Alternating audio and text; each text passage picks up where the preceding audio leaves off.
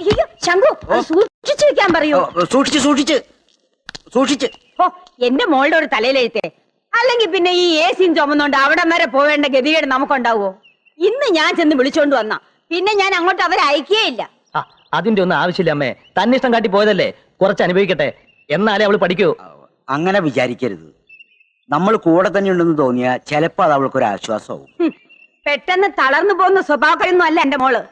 ഒന്നുമില്ലെങ്കിലും എന്റെ വയറു ഗുണം കാണിക്കാതിരിക്കുമോ? എന്റെ വയറു ഗുണം കാണിച്ച് എന്തെങ്കിലും വരുത്തി വെക്കുമെന്നാ എന്റെ പേടി. എന്താ ഈ മുറി കയറാതെ പോണത്? ഞാൻ തൂത്തുവാരിക്കോട്ടെന്ന് കരുതിയിട്ടാ? അങ്ങനെയൊന്നുമില്ല. ആ ബെഡ്ഷീറ്റ് ഒക്കെ ഒന്ന് മാറ്റി ക്ലീൻ ചെയ്തിട്ടേര്. തന്നെത്താനങ്ങ് ചെയ്താലെന്താ? ഒരു മുതലാളിച്ച് ഇറങ്ങിയിരിക്കണു. എന്താ പെണ്ണേ, നിന്റെ ചേട്ടത്തിയോട് ഇപ്പോഴേ പോര് തുടങ്ങിയോ? ആജ്ഞാപിക്കലും പറച്ചിലും കേട്ടാ തോന്നും ഞാൻ അവളുടെ വേലക്കാരിയാണെന്ന്. അവളോ? അങ്ങനെയൊന്നും വിളിക്കരുത്. ചേട്ടത്തമ്മയ്ക്ക് അമ്മയുടെ സ്ഥാന. ആ പെരുമാറ്റേ തിരിച്ചും വേണം. അമ്മ എന്തിനാ ഇതൊക്കെ എടുക്കുന്നേ? അലക്കാൻ. അതൊക്കെ ചേട്ടത്തി ചെയ്തോളും. ഇതാരുടെ അടി? അതെന്റെയാ. നിന്നെ പോലെ തന്നെയാ എനിക്ക് അവളും. എന്റെ വയറ്റി പറന്നില്ല എന്നേ ഉള്ളൂ. പിന്നെ ഈ നാത്തും പോരൊന്നും ഇവിടെ വേണ്ട കേട്ടോ. മാധവി ചേച്ചി അങ്ങനെ ഇവിടെ ഉണ്ടായിരുന്നെങ്കിലേ നാത്തും പോരല്ല, ഒരു യുദ്ധം തന്നെ ഇവിടെ കഴിഞ്ഞേനെ.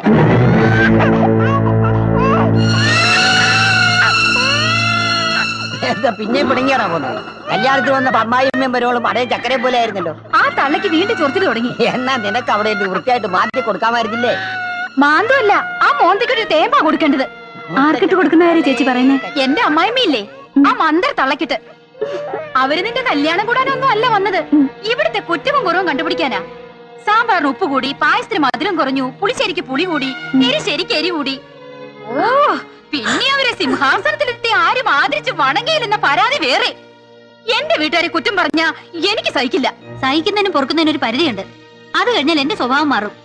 പിന്നെ കുഞ്ഞനീത്തയാണ് പൊന്നനീത്തയാണ് എന്നൊന്നും എന്നോട് പറഞ്ഞേക്കരുത്. ഏറ്റവും ഇളയതല്ലേ, അവളെ കുറിച്ച് ലാളിച്ചാണ് വളർത്തിയത്. എനിക്ക് വേണ്ടി ഒന്ന് ക്ഷമിച്ചൂടെ?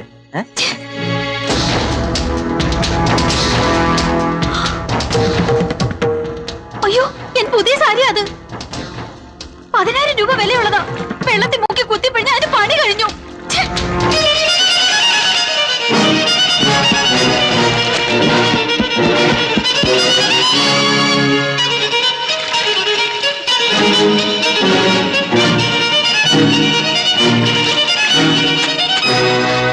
അതലക്കണ്ട. സാരമില്ല മോളെ, ഞാൻ അലക്കാം. അലക്കണ്ടെന്നല്ലേ പറഞ്ഞത്? ആരലക്കിയാൽ എന്താ മോളെ, വെളുത്താ പോരെ. ഈ തള്ളക്കൊന്നും പറഞ്ഞ മനസ്സിലാവില്ലേ?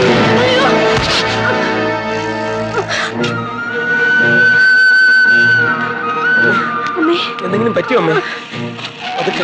എന്താ ഇത്? ഇത്രയും വില കൂടിയ സാരി ഡ്രൈവേഷനോ കൊടുക്കേണ്ടത്? ടീച്ചറാണെന്ന് പറഞ്ഞിട്ട് എന്താ കാര്യം? വിവരം വേണം. എന്റെ ഭാര്യത്തല്ല നീ ആരാടാ? ഞാനൊരല്പം താമസിച്ചതേ ചേട്ടൻ ഇറക്കട്ടൊന്ന് പൊട്ടിക്കുന്ന കരുതിയാ. എന്റെ അമ്മയെ തള്ളിയിട്ട് വിള ഞാൻ. വേണ്ട, ഒരെണ്ണം മതി. നീ ഈ അമ്മയുടെ വയറ്റിൽ പറഞ്ഞ മകനാണെന്ന് തെളിയിക്കാൻ. അയ്യോ അയ്യോ, എന്റെ മോളെ എല്ലാരും കൂടെ ഇവിടെ തല്ലി കൊല്ലുകയാണോ? ഇവരിട്ട് രണ്ടും കൊടുക്കാൻ ഇവിടെ ആരില്ലേ? എടാ പ്രേമേന്ദ്ര, നോയിക്കൊണ്ട് നിൽക്കുകയാണോ? അതെ, ബഹളം ഉണ്ടാക്കണ്ട. നിങ്ങളുടെ മകൾ ചെയ്ത വലിയൊരു തെറ്റിന് ഒരു ചെറിയ ശിക്ഷ കൊടുത്തു, അത്രേ ഉള്ളൂ. കെട്ടിക്കൊണ്ടുവന്ന പെണ്ണിനെ തല്ലാനാണോ ഈ തള്ളയും കൂടെ കൂട്ടു നിൽക്കുന്നത്? എന്റെ അമ്മയെ കുറിച്ച് മിണ്ടി പോരുത്. ഞങ്ങളുടെ അച്ഛൻ ജീവിച്ചിരുന്നപ്പോ പോലും അമ്മയോട് ഒരു മറുവാക്ക് പറഞ്ഞ് ഞങ്ങൾ കേട്ടിട്ടില്ല. ഞങ്ങളുടെ അമ്മ ഇവിടെ എന്താ ചെയ്തെന്നറിയോ? അപ്പൊ എന്റെ 10,000 രൂപയുടെ സാരിയോ? അമ്മയ്ക്ക് അറിഞ്ഞൂടെ വില കൂടിയ സാരി നനയ്ക്കാൻ പാടില്ലെന്ന്? അമ്മയേക്കാൾ വലുതാണ് ഒരു സാരി. മാധവി, നീ സംസാരിക്കണ്ട, അകത്തു പോ. വിശാലാക്ഷി, എനിക്കൊരു തെറ്റുപറ്റി. തെറ്റുപറ്റിയത് എനിക്കാ. ഈ അലവലാതി കുടുംബത്തിലേക്ക് എന്റെ മോളെ കെട്ടിച്ചു കൊടുത്തത്. അലവലാതി കുടുംബം ആരുടെയാണെന്ന് കണ്ടാൽ അറിയാം. ഒരു ചുരിദാറും വലിച്ചു കയറ്റി കൂളിംഗ് ഗ്ലാസും വെച്ച് പ്രായം മറന്നുള്ള നിങ്ങളുടെ ഈ നടപ്പ് നെറ്റിയിൽ എഴുതി വെച്ചിരിക്കുക അലവലാതിയാണെന്നേ. മാധവി, അമ്മയൊന്നും മിണ്ടാതിരുന്നേ. ഞങ്ങളുടെ കുടുംബത്തിക്കാർ ഞങ്ങളെ ഭരിക്കാതെ ഇറങ്ങി പോകാളച്ചി. ആണല്ലോ ഇത് കേട്ടിരിക്കാൻ. വേറെയുണ്ടില്ല. പ്രേമേന്ദ്ര, പ്രശ്നം വഷളാക്കാതെ തന്റെ ഭാര്യയെ പറഞ്ഞൊന്ന് മനസ്സിലാക്ക്. പ്രേമേന്ദ്രന് എല്ലാം മനസ്സിലായി.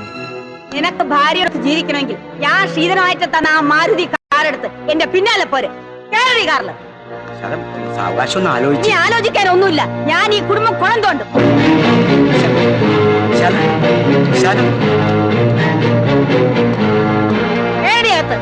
പ്രേമ, പോകരുത്.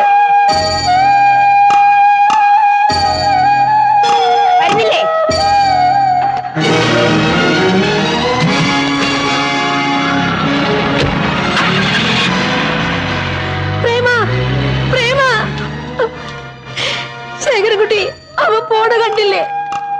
അമ്മ പുന്നാരിച്ചു വളർത്തിയ മൂത്ത മോന് ദൈവം നട്ടല് കൊടുത്തില്ലെന്ന് കരുതിയാ മതി. മായാദേവി വലിയ തറവാട്ടുകാരാ. മൂത്തവരൊക്കെ കെട്ടിയിരിക്കുന്നത് നല്ല കാശുള്ള കുടുംബത്തിൽ നിന്നാ.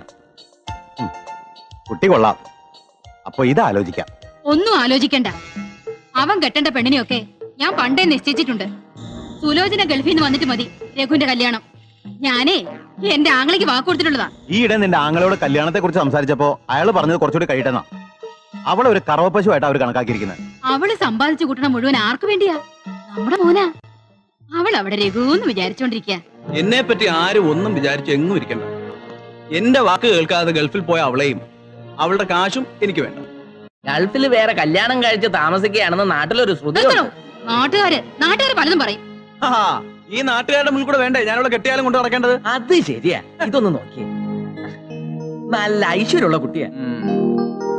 ഇത് തിരക്കിടില്ല. രഘു, ഞാൻ പറഞ്ഞത് കേക്ക്. വേണ്ട, ഇത് തന്നെ ആലോചിച്ചാൽ മതി.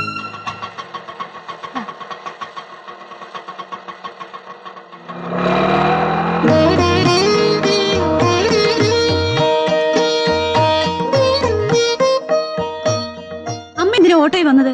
പറഞ്ഞിരുന്നെങ്കിൽ കാർ അയക്കുമായിരുന്നല്ലോ. ഓ, അതിന്റെ ഒന്നും ആവശ്യമില്ല മോളെ. ഒരു ടാക്സി പിടിച്ചെങ്കിലും പോരായിരുന്നു. കാശ് ഞാൻ കൊടുത്തേനെ. ഓട്ടോറിക്ഷയിലേക്ക് ഇവിടെ വരുന്നത് ഞങ്ങൾക്ക് മോശാ. അതുകൊണ്ട് എടാ രാമ, നീ ഇവിടെ എന്തെടുക്കാ? നിന്നോട് പുല്ലി എത്താൻ പറഞ്ഞിട്ട് ചെത്തിയോ?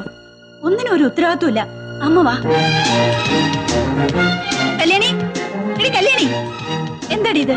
നീ ഇവിടെ തൂത്തുവാരിട്ട് പോയതല്ലേ? എന്നിട്ട് എന്തായി കിടക്കുന്നത്? എല്ലായിടത്തും എന്റെ കണ്ണെത്തണമെന്ന് വെച്ചാ കുറെ കഷ്ടാണേ. മുറ്റത്തൊരു പ്ലാവിടാത്ത പെണ്ണ കണ്ടുപിടിച്ചു. ജോലിക്കാർ ഒത്തിരി ഉണ്ട്. എല്ലാത്തിനും നിയന്ത്രിച്ചു കൊണ്ടുപോകാൻ കുറച്ച് പാട് തന്നെയാ. എന്തൊരു തണുപ്പാ. എ സി നിനക്ക് ശീലമില്ലാത്തല്ലേ? എനിക്കാണെങ്കിൽ എ സി ഇല്ലാണ്ട് ഇപ്പൊ ജീവിക്കാൻ പറ്റാണ്ടായി. എന്തോ ഒരു സാരി ചേച്ചിക്ക് തുണിക്കടയിലിരിക്കണ മാതിരി ഉണ്ട്. ഇത് കുറച്ചേ ഉള്ളൂ, ബാക്കിയെല്ലാം അപ്പുറത്തെ മുറിയില്ല. ചേച്ചി, ഇതിന്ന് ഒരു സാരി എനിക്ക് തരുമോ? ഇതിന്നൊന്നും ചോദിക്കണ്ട. അല്ലെങ്കിൽ തന്നെ 500 എണ്ണം തികയാൻ 3 എണ്ണം കൂടി വേണം. ആ വിഷമത്തിലാ ഞാൻ. ഞാൻ വെറുതെ ചോദിച്ചല്ലേ. നിനക്ക് ഉടുത്തു പഠിക്കാനേ വില കുറഞ്ഞ ഒരെണ്ണം ഞാൻ വാങ്ങിത്തരാം. നീ ഒന്നും അവക്ക് വാങ്ങിച്ചു കൊടുക്കണ്ട. അവക്ക് വേണ്ടതൊക്കെ ഞാൻ വാങ്ങിച്ചു കൊടുത്തോളാം. ഇതാരാ അമ്മയോ? എന്താ മായേ നിന്റെ മുഖത്തൊരു വാട്ടം? എന്റെ ശ്രീമതി വല്ല പത്രാസം കാണിച്ചോ? നീ എന്താ നോക്കി നിൽക്കുന്നത്? പോയി ചായ എടുക്കടി. ആ, ഇവക്ക് ഒരാലോചന വന്നിട്ടുണ്ട്. പെണ്ണിനെ അവക്ക് ഇഷ്ടായി. നല്ല ആലോചനയാണെങ്കിൽ കേമമായിട്ട് തന്നെ നടത്തണം അല്ലേ? അതിന് പ്രേമേന്ദ്രനെ അറിയിക്കണം. അമ്മ എന്ന് വിളിച്ച അവൻ വരും. അവന്റെ കുഞ്ഞനീത്തിയുടെ കല്യാണമല്ലേ? അമ്മ എന്തിനാ ഇങ്ങോട്ട് വന്നത്? സ്റ്റുഡിയോയിൽ ആദ്യം പോയത്. അപ്പൊ അത് പൂട്ടിയിട്ടിട്ട് ഒത്തിരി നാളായെന്ന് അറിഞ്ഞു. സ്റ്റുഡിയോയിൽ കിട്ടുന്ന കാശ് ഞാൻ ഒറ്റ ചെലവിന് കൊടുക്കുന്നുണ്ടല്ലോ. പ്രേമേന്ദ്ര, നല്ല കാറ്, ഇതുപോലെ ഒരു മോനെ, ഇവക്കൊരാലോചന വന്നിട്ടുണ്ട്. നല്ല കുടുംബക്കാരാ. എന്താടി കൊച്ചേ, നീയും വളച്ചെടുത്ത് ഒപ്പിച്ചതാണോ? അതാണല്ലോ പാരമ്പര്യം. എന്തിനാ ഇപ്പൊ ഇങ്ങോട്ട് ഇറങ്ങിയത്? ഞങ്ങള് ചത്തോ ജീവിച്ചിരിപ്പുണ്ടെന്ന് അറിയാനാ? അങ്ങനെ പറയരുത് മോളെ. നിങ്ങളെ തിരിച്ചു വിളിച്ചോണ്ട് പോകാനും കൂടിയാ അമ്മ വന്നത്. പ്രധാന കാര്യം അതല്ല.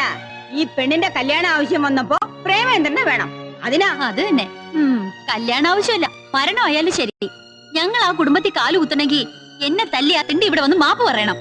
അതല്ല, ഇനിയിപ്പോ വല്ല സാമ്പത്തിക സഹായം പ്രതീക്ഷിച്ചിട്ടാണെങ്കിലേ എന്തെങ്കിലും ഒരു സംഭാവന ഞാനും തരാം. പണത്തേക്കാൾ വലുത് ബന്ധങ്ങളാണെന്ന് മറക്കരുത്. ഇവളുടെ കൈ പിടിച്ചു കൊടുക്കാൻ മൂത്തൊരാങ്ങള. അത്രേ എന്റെ മോൾ ആഗ്രഹിച്ചിട്ടുള്ളൂ. പ്രേമേന്ദ്ര, നീ എന്താ ഒന്നും മിണ്ടാത്തത്?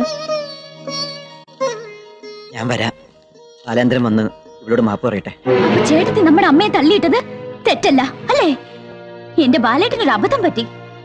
ചേട്ടത്തിയുടെ കർണ തന്നടിച്ച ആ അടി ചേട്ടനിട്ടായിരുന്നെങ്കിൽ കുറച്ച് ഗുണം ചെയ്തേനെ. പിന്നെ എന്റെ കല്യാണം നടത്താൻ തീരെ നിവൃത്തിയില്ല. എന്റെ അമ്മ എന്റെ പേരിൽ ഒരു ലേലച്ചിട്ട് ചേർന്നിട്ടുണ്ട്.